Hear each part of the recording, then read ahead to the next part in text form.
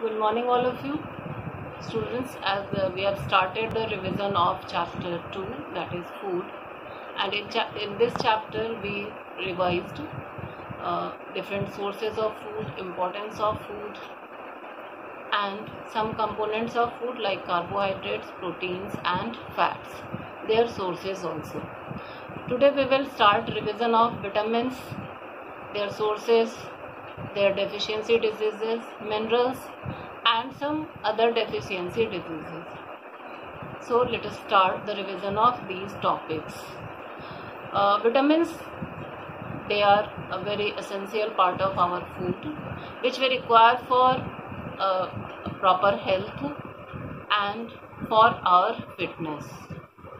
They help to maintain the biochemical changes which takes place inside our body, and that's why we need vitamins, and we require vitamin in very small quantity.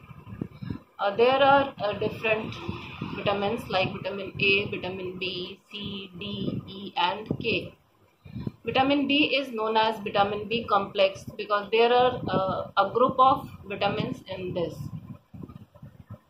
Vitamins are classified into two types: water soluble vitamins and fat soluble vitamins. Vitamin A, D, E, K, they are fat soluble vitamins, and vitamin B and C are water soluble vitamins. Now students, we will discuss about the different sources and deficiency disease due to the deficiency of different vitamins. The first vitamin is vitamin A, and the sources of vitamin A are cod liver oil, shark liver oil, milk, butter, ghee, yellow vegetables, and fruits.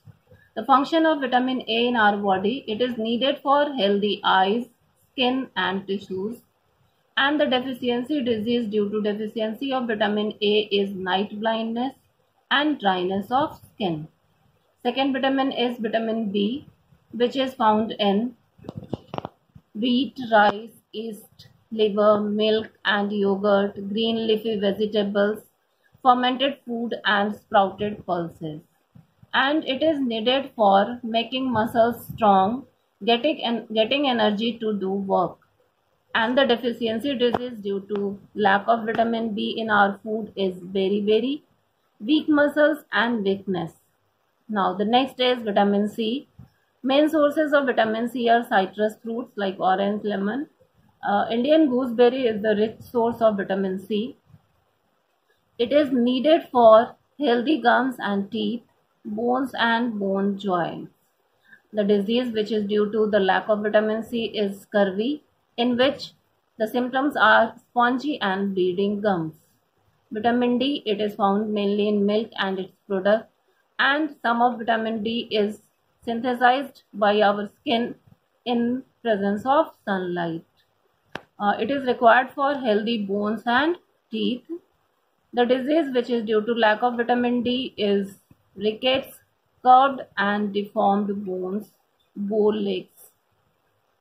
Next one is vitamin E, which is found in vegetable oils, liver, green vegetables, and tomato. It is required for smooth functioning of reproductive system. And the disease which is due to the deficiency of vitamin E is sterility. Next is vitamin K. It is present in green leafy vegetables, and it helps in clotting of blood.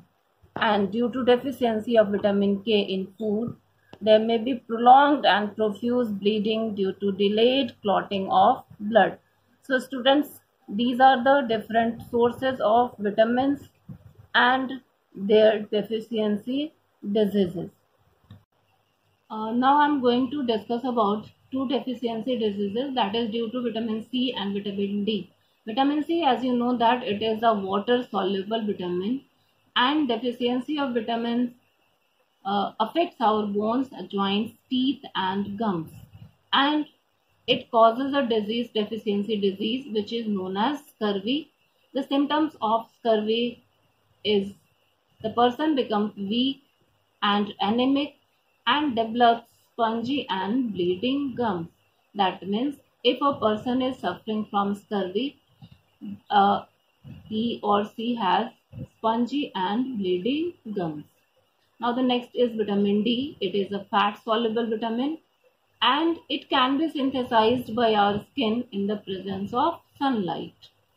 If there is a lack of vitamin D in our food, it may affect the bones of our developing, mainly among young children, and causes a disease known as rickets.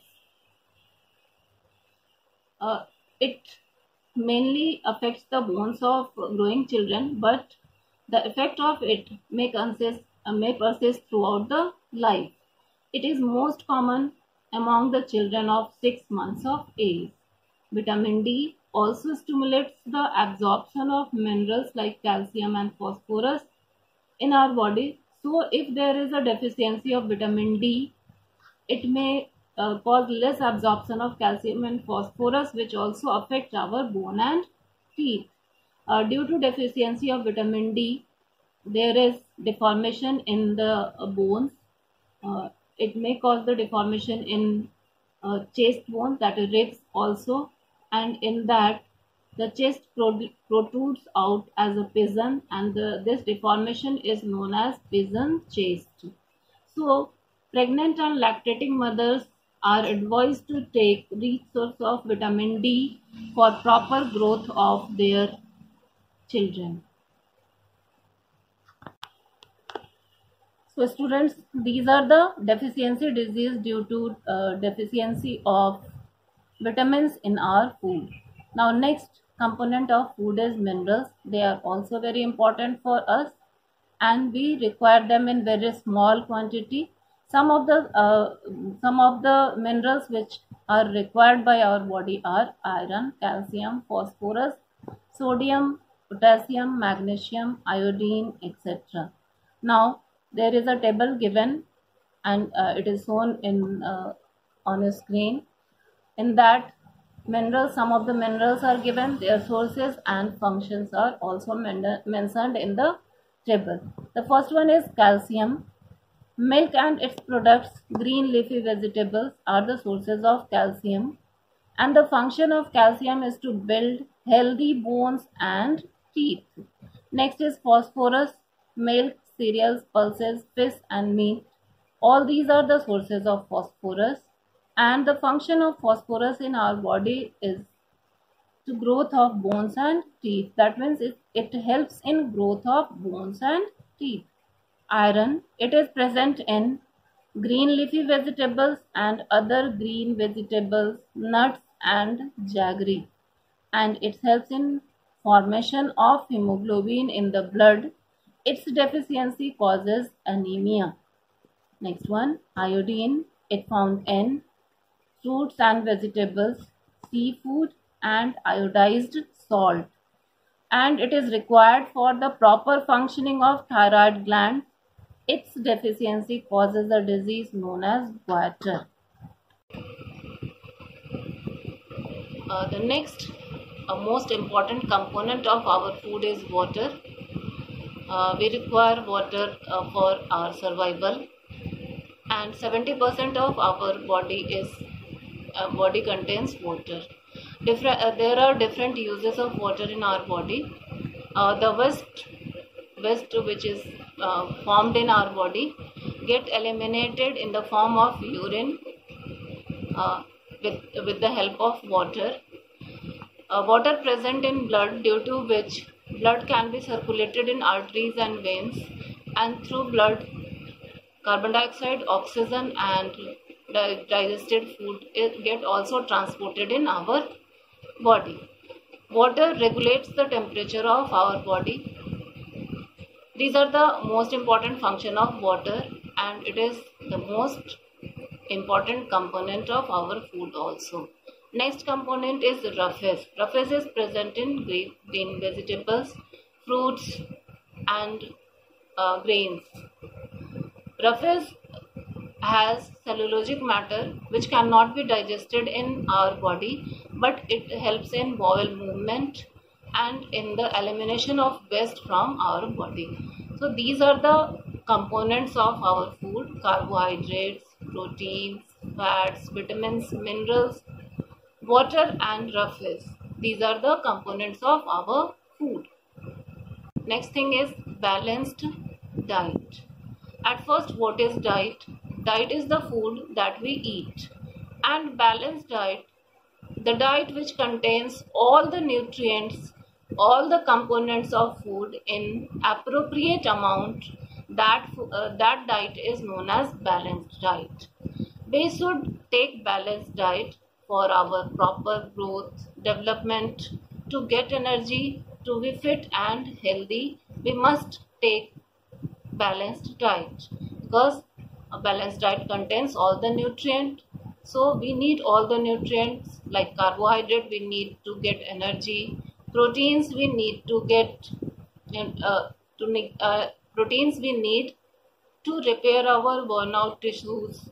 Vitamins and minerals are required for the fitness of our body. So we require all these nutrients, and for that we must eat a balanced diet. Now there are some factors which are responsible for our poor health. The first one is malnutrition. It is among the poor families which do not get the sufficient amount of food every day. Among the poor families, children eat a large amount of starchy food without adequate amount of proteins in their diet. Sometimes they cannot even get one square meal of a day. This can result in starvation, that is deficiency of proteins, carbohydrates and fats. These conditions are termed as protein energy malnutrition. In short, it is written as PEM, and also it is called as PCM, protein calorie malnutrition. And such conditions can result in two problems in children. They are kwashiorkor and marasmus. Kwashiorkor is seen in the infants up to 3 years of age when their diet does not contain enough milk. As a result, there is a deficiency of proteins and the growth of the child gets retarded, and the face, feet and abdominal region gets swollen due to water retention. Discoloration of hair and diarrhea are also common in such children. These are protein deficiency in the children among the poor families. Another problem is the condition in which the children do not get sufficient amount of food, and there is a condition in which deficiency of carbohydrate, proteins and fats in them, and it leads to a disease which is known as marasmus. In this, the child become very thin and very weak. This is due to the deficiency of carbohydrate, proteins and fats in their food, and there is a wasting of muscles due to the child become very weak and very thin. The next factor of poor health is obesity. The weight of an individual must be in proportion to her or his height. Some individuals have a tendency to eat more than what is needed by their body. As a result, the body gets extra calorie, and these extra calories get stored below the skin and the person becomes obese. Improper food habits like eating fried food, high energy food and high fat food is one major reason for obesity. Eating throughout the day and lack of exercise are two other important reasons for obesity, and obesity is not a disease but it leads to many health problems. So students, we did all the important terms related to this chapter, and now it's your turn to read the chapter. Try to understand the things which are given in the chapter. Thank you. Have a nice day.